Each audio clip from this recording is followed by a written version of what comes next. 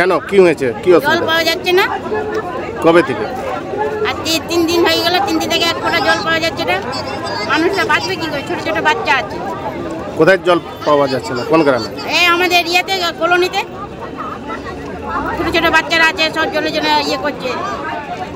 জল না পেলে পরে কি করে বাঁচবে বলো বাসনরা? পানীয় জলের দাবিতে আসানসোলের কুলটির ডিসেরগড় পোস্ট অফিস মোড়ে ফের পথ অবরোধ ঘিরে বিক্ষোভ দেখালো এলাকাবাসী।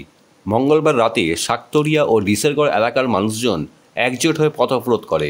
এলাকাবাসীদের অভিযোগ, আসানসোল পৌর নিগমের 104 ও 105 নম্বর ওয়ার্ডের শাকতরিয়া ও ডিসেরগড় এলাকায় গত কয়েকদিন ধরে পানীয় জলের সংকট দেখা দিয়েছে।